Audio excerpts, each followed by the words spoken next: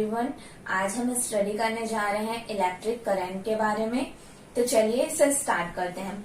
आज हम electric current के बारे में बिल्कुल बेसिक नॉलेज लेंगे। तो सबसे पहले हम ये जान लेते हैं कि इलेक्ट्रिक करंट जनरेट कैसे होता है। ठीक है, अगर हम इलेक्ट्रिक करंट की बात करें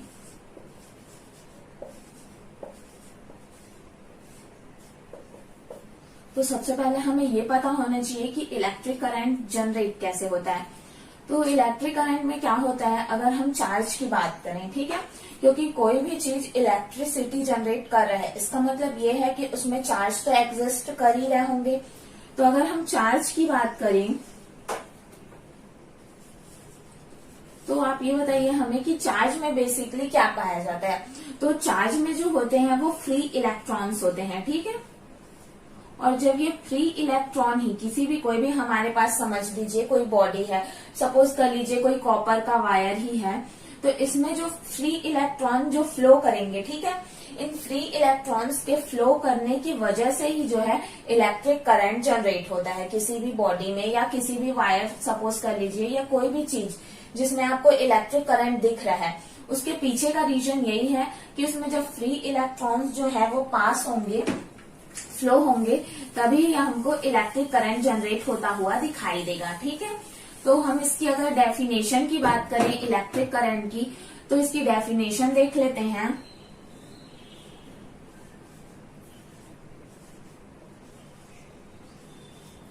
the amount of flowing charge, बिल्कुल ये इजी लगेगा आपको, the amount of flowing charge through a particular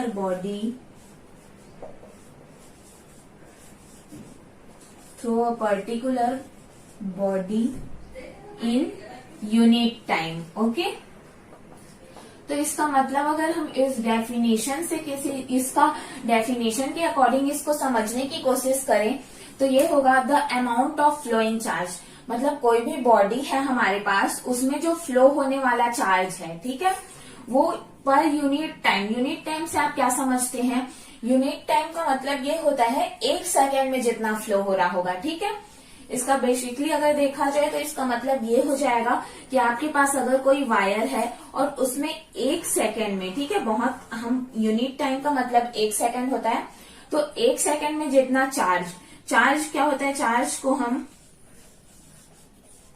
Q से रिप्रेजेंट करते हैं। तो ये नंबर ऑफ चार्ज 1 सेकेंड में जितना फ्लो हो रहे होंगे, ठीक है, उसको ही हम इलेक्ट्रिक करंट कहेंगे। इसमें अगर ज्यादा इलेक्ट्रिक करंट है तो फिर आपको जो आपने कभी इलेक्ट्रिक करंट को फील किया है, इलेक्ट्रिक करंट के फील का मतलब ये है जो हमको शॉक लगता है, उसके पीछे का रीजन। तो देखिए जब ये नंबर ऑफ चार्ज अगर बहुत ज्यादा होंगे, ठीक है, अमाउंट ऑफ चार्ज अगर बहुत ज्यादा है तो जो लगने वाला शॉक होगा वो बहुत ही ज्यादा होगा, आपको जो शॉक लगेगा वो बहुत ज्यादा रहेगा। ठीक है, लेकिन अगर अमाउंट ऑफ चार्ज कम है, सपोज ये जो आपको इतने सारे चार्ज दिख रहे हैं वो चार्जेस कम हो गए, 1 या 2 चार्ज ही है, ठीक है, तब के कंडीशन में क्या होगा कि जो शॉक लगेगा वो बिल्कुल 2 मिनट लगेगा और फिर आपको नॉर्मल लग जाएगा। अगर आपने कभी इलेक्ट्रिक करंट फील किया होगा तो आपने ये गौर किया होगा कि कभी कभी जो हमको शॉक लगता है वो बहुत ज्यादा तेज रहता है और कभी कभी जो शॉक होता है वो बिल्कुल 2 मिनट का होता है और उसके बाद हम नॉर्मल हो जाते हैं। तो इसके पीछे का रीजन यही है, अगर नंबर ऑफ चार्ज की अमाउंट अगर बहुत ज्यादा है, ठीक है, अगर चार्ज की अमाउंट ज्यादा है तो आपको शॉक तेज लगेगा, वहीं अगर चार्ज की अमाउंट कम हो गई है तो आपको जो शॉक लगने वाला है वो बिल्कुल कम समय के लिए लगेगा। ठीक है, तो ये होता कैसे है, जब ये चार्ज जो है, ठीक है, ये जो चार्ज जा रही है वायर में वो जब हीट करती है तो उसके हीट करने के वजह से ही जो है हमें शॉक लगता है। ये तो बिल्कुल बेसिक बातें हो गई कि हमें इलेक्ट्रिक करंट कैसे फील होता है, शॉक कैसे लगता है। अब इसका डेफिनेशन तो आपको समझ आ गया होगा कि ये इसका डेफिनेशन क्या कह रहा है। तो इसका एक इजी डेफिनेशन मैं आपको और बता देती हूँ जिससे थोड़ी और आसानी होगी इसके फॉर्मूला निकालने में। तो इसका एक डेफिनेशन और होता है, वो होता है the rate of flow of electric charge. Okay, the rate of flow of electric charge, इसका मतलब क्या है? एक चीज आप और याद रखिएगा, ये जो आपको रेट वर्ड दिख रहा है, ठीक है, ये कहीं भी डेफिनेशन में आपको दिख जाए, इसका मतलब ये है कि आप अपॉन में क्या रखेंगे? टाइम। ठीक है, तो इसका हेल्प हमको होगा इसका फॉर्मूला निकालने में। अगर हम बात करें इलेक्ट्रिक करंट की, तो इलेक्ट्रिक करंट को हम किससे शो करते हैं? कैपिटल आई से। ठीक है, अब हम इसका फॉर्मूला निकाल लेते हैं। तो कैपिटल आई इक्वल क्या हो जाएगा हमारे पास? आपको यहाँ पे मैंने फिर से बताया है कि रेट है, इसका मतलब अपॉन में टाइम आएगा। तो सबसे पहले आप अपॉन में टाइम लिख दीजिए, टाइम जिसको हम टी से रिप्रेजेंट करते हैं। ठीक है, अब बात हुई चार्ज की। बोला है यहाँ पे flow of electric charge, charge को हम किससे रिप्रेजेंट करते हैं? कैपिटल क्यू से। तो उसको लिख दीजिए, यहाँ पे आप चार्ज लिख दीजिए कैपिटल क्यू। ठीक, तो ये आपका हो गया। इसके लिए जो हम अगर यूनिट की बात करें तो ये तो इसका फॉर्मूला हो गया पहले। ठीक है, ये फॉर्मूला आप हमेशा से देखते आए हैं, I is equal to Q upon T. ठीक, ये बिल्कुल इजी वे में हमने जाना है कि I is equal to Q upon T कैसे होना है। अब हम बात करें अगर इसके यूनिट की, तो यूनिट में भी हम आपको थोड़ा इजी वे में ही बताते हैं। अगर हम बात करें चार्ज की, ठीक है, तो चार्ज में क्या होता है? चार्ज को अगर हम चार्ज के यूनिट की बात करें तो आपको पता होगा चार्ज का यूनिट जो होता है वो कुलाम होता है।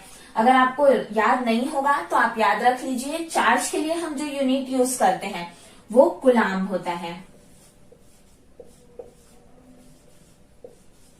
ठीक, चार्ज के लिए हमने कुलाम का यूज किया। अगर हम बात करें टाइम की, तो टाइम की यूनिट क्या होती है? टाइम को हम सेकंड से रिप्रेजेंट करते हैं। ठीक है, टाइम का यूनिट सेकंड होता है। अगर हम देखें तो हमारे पास क्या आ गया? कुलाम पर सेकंड आया, इसको लिख लीजिए।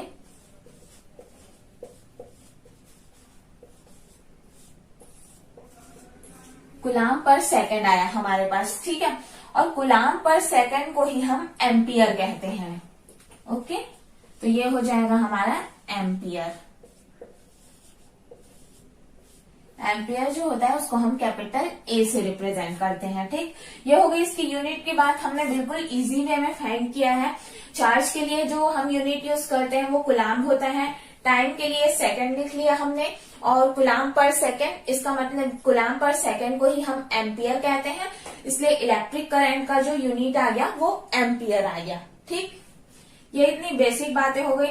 अब कभी कभी क्या होता है, आपको ये भी पूछा जाता है एग्जाम में कि what is 1 ampere.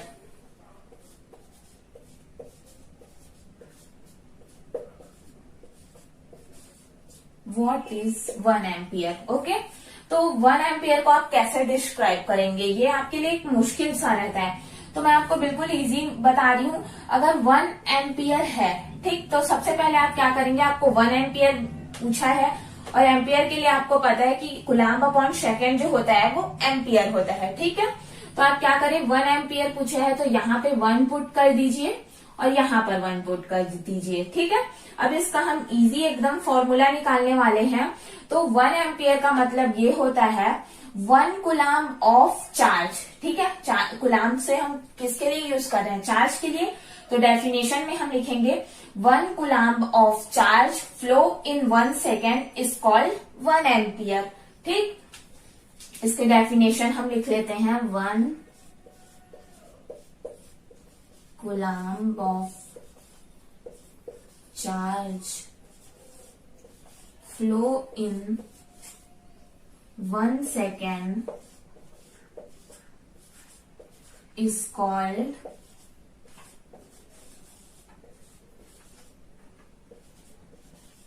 One ampere. Okay, हो गया? आपको समझ आया होगा कि 1 एम्पियर आपको अगर पूछा जाए तो आपको क्या करना है? जो हम एम्पियर के लिए फॉर्मूला निकाले हैं कुलाम अपॉन सेकेंड, तो वहां पे आप 1 पुट कर दीजिए, देन इजी वे में फॉर्मूला बन जाए, क्या उसका मतलब उसकी डेफिनेशन बन जाएगी कि 1 कुलाम of charge flow in 1 second it's called 1 ampere. Okay, अब हम कुछ छोटे छोटे डिजिट्स देख लेते हैं, मतलब अदर जो चार्जेस होते हैं।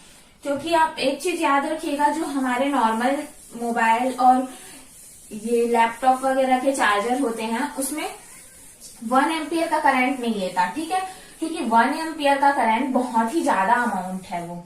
तो वहां पे हम किसका यूज करते हैं, हम मिली एम्पियर का यूज करते हैं या माइक्रो एम्पियर का यूज करते हैं। तो 1 मिली एम्पियर की अगर मैं बात करूं तो 1 मिली एम्पियर की वैल्यू जो होती है वो होती है 10⁻³ एम्पियर, ठीक है। ये वैल्यूज भी कभी कभी पूछे जाते हैं, तो आप इसको माइंड में रख के चलिए कि इसकी वैल्यूज कितनी होती है। अगर हम बात करें, ये तो मिली एम्पियर हो गया, ठीक है। मिली एम्पियर से भी छोटा एक चीज होता है जो होता है माइक्रो एम्पियर। तो अगर हम 1 माइक्रो एम्पियर की बात करें तो 1 माइक्रो एम्पियर की वैल्यू होती है 10⁻⁻⁶ एम्पियर। ओके,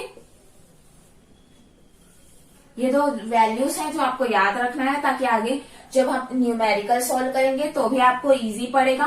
क्योंकि ये मिली एम्पियर की वैल्यू और कभी आपको मिली एम्पियर में देगी तो आपको एम्पियर में कन्वर्ट करना हो, या माइक्रो एम्पियर को एम्पियर में कन्वर्ट करना हो, तो ये बहुत हेल्पफुल रहने वाला है। ओके, तो आज हमने इतना डिस्कस किया। अगर आपको ये वीडियो अच्छा लगा तो आप इसे लाइक और शेयर जरूर कीजिए।